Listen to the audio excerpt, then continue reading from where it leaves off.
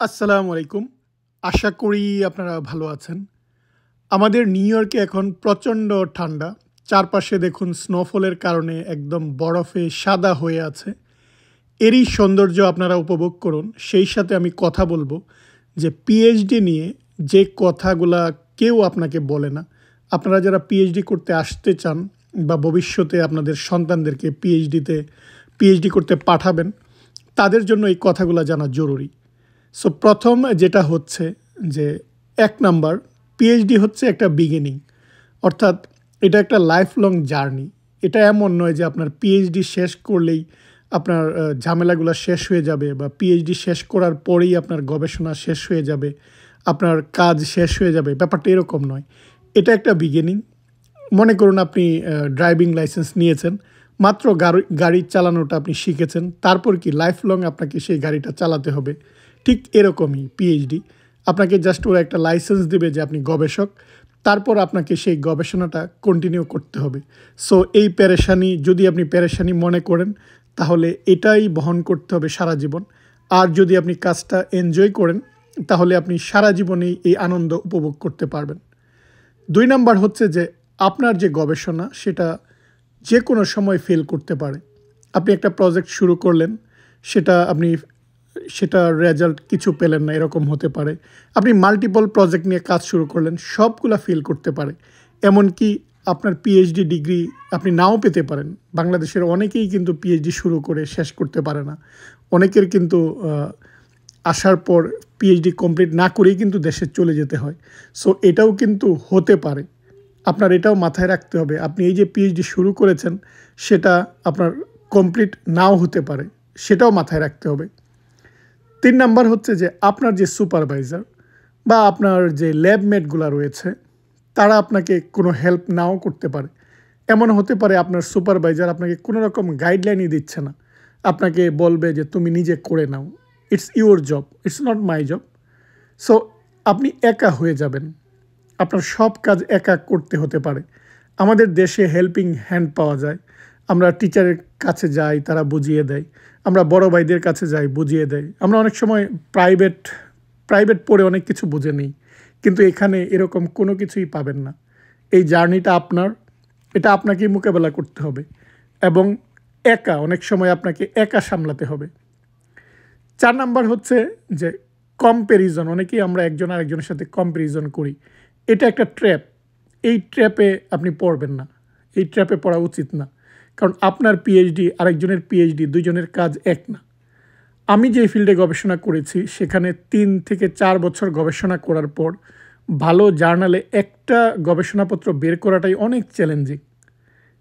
কিন্তু দেখা যায় আবার অন্য আরেকটা ফিল্ড রয়েছে, তারা ৩ মাস পর পর একটা গবেষণাপত্র বের করে। ফলে এখন যদি আপনি জাজ করেন যে ও অনেক ভালো গবেষক, সে ৩ মাস পর পর গবেষণাপত্র বের করছে, আরেকজন ৪-৫ বছরে একটা বের করছে, এরকম কম্প্যারিজনে করা যাবে না। এক একজনের কাজ আলাদা, এক একজনের ফিল্ড আলাদা, কাজের প্যাটার্ন আলাদা। সো কারোর সাথে নিজেকে তুলনা করে নিজেকে ছোট করবেন না বা কম্প্যারিজন করতে যাবেন না। ৫ নম্বর হচ্ছে যে আপনার সুপারভাইজার ইজ এভরিথিং, সেই সব কিছু। আপনার ভাগ্যে যদি ভালো সুপারভাইজার পড়ে, আপনার যে পিএইচডি যার আন্ডারে আপনি কাজ করবেন, উনি যদি ভালো হয়, খুবই ভালো, অনেক ক্ষেত্রে সহায়তা করে, প্রজেক্টের ক্ষেত্রে সহায়তা করে, পরিবারের খোঁজখবর রাখে। কিন্তু যদি ভাগ্য খারাপ হয়, সুপারভাইজার যদি ব্যাড হয়, তাহলে লাইফটাকে হেল বানিয়ে দেয়। অনেক সময় ডিগ্রি নেওয়াটাই কঠিন হয়ে দাঁড়ায়। সো এই জিনিসগুলা আগে থেকেই খেয়াল রাখতে হয়। তারপরেও কিন্তু অনেকের ভাগ্য এরকম হয়। সো এটা কিন্তু হতে পারে, এটাও মাথায় রাখতে হবে। ৬ নাম্বার হচ্ছে যে আমরা বলি যে পিএইচডি মানে ম্যাড, পাগল হয়ে যাওয়া।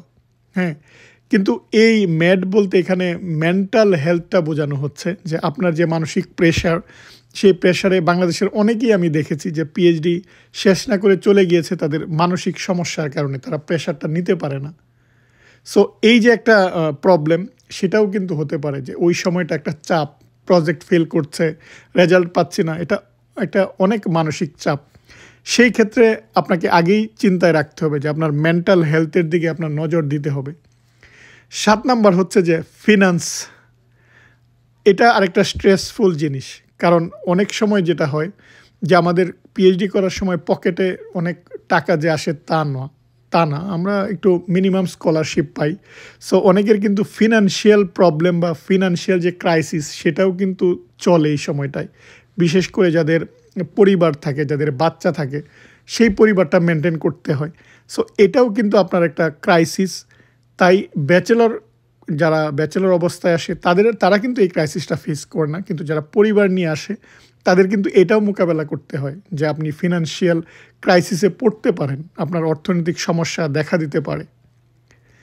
8 নাম্বার হচ্ছে যে আপনার যে পিএইচডি সেটা এই যে এই ওয়ার্ল্ডের কোনো কিছু চেঞ্জ করে দিবে না, কোনো পরিবর্তন করে দিবে না, কিন্তু আপনাকে পরিবর্তন করে দেবে। সেই পরিবর্তনটা আমরা বলি যে ফিলোসফার, সেই পরিবর্তনটা আপনাকে কাজে লাগাতে হবে।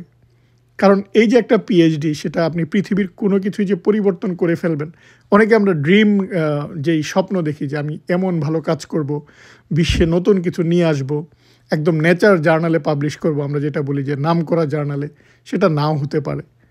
সো এটাও মাথায় রাখতে হবে যে আপনি যে একদম দুনিয়া পাল্টে ফেলবেন সেটা নাও হতে পারে। 9 নাম্বার হচ্ছে যে কিছু হিডেন স্কিল রয়েছে। আপনার যে জাস্ট একটা পিএইচডি ডিগ্রি নিলেন, এটা পরবর্তীকালে জবের জন্য এনাফ না। Just PhD is not enough for a good quality job বা হাই ডিমান্ড জব, যেটা আপনি চাচ্ছেন পিএইচডি করার পর একটা সম্মানজনক জব।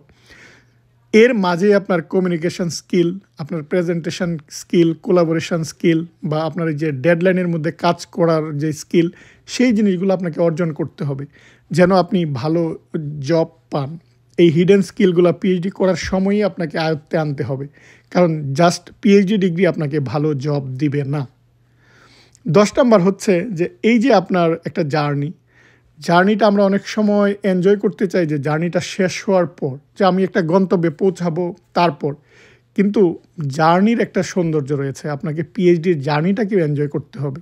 আমরা অনেকেই যাত্রা পথে কখন গন্তব্যে পৌঁছাবো অস্থির হয়ে যাই, অপেক্ষা করি যে গন্তব্যে পৌঁছাবো তারপর রেস্ট নেব, অর্থাৎ আপনার যে টার্গেট ডেস্টিনেশনে যাওয়ার পর আপনি সেলিব্রেট করেন, ফলে আপনার জার্নির যে একটা সৌন্দর্য সেটা অনেকেই উপভোগ করতে পারে না। সো পিএইচডি একটা জার্নির যে একটা সৌন্দর্য রয়েছে, সেই জার্নিটাকেও আপনার এনজয় করার চেষ্টা করবেন, যে আমি ডিগ্রি পাবো, ডিগ্রি পাওয়ার পর সেলিব্রেট করব, সেই জন্য অপেক্ষা না করে প্রতিটা কাজ, প্রতিটা জিনিস আপনি এনজয় করেন। সো এই যে 10টা পয়েন্ট আমি বললাম, এই পয়েন্টগুলো যদি আপনি আগেই মাথায় রাখেন এবং এই পয়েন্টগুলো বা এই সতর্কবাণীগুলো যদি খেয়াল রেখে আপনি কাজ শুরু করেন, তাহলে আপনার এই যে বিপদ বা সেই বিপদে পড়ার সম্ভাবনা নেই বললেই চলে। আপনি খুব স্মুথলি পিএইচডিটা শেষ করে আপনার যে টার্গেট, আপনি যেই ধরনের চাকরি চাচ্ছেন সেই রকমের কেরিয়ার আপনি করতে পারবেন। কিন্তু এই 10টা জিনিস আমাদের অনেকেরই অজানা থাকে বা আমরা অনেকেই এই জিনিসগুলা শেয়ার করি না। আশা করি এই ভিডিওটি আপনাদের ভালো লেগেছে। আপনারা যারা আমার হায়ার স্টাডিজ বিষয়ক যেই ভিডিওগুলো দেখতে চান, আমার চ্যানেল থেকে যে হায়ার স্টাডি অ্যাব্রড যেই প্লেলিস্টটা রয়েছে সেখান থেকে অন্যান্য ভিডিওগুলো দেখবেন। আশা করি ভিডিওগুলো আপনাদের কাজে লাগবে। আজ এ পর্যন্তই। আপনারা ভালো থাকবেন। আল্লাহ হাফিজ।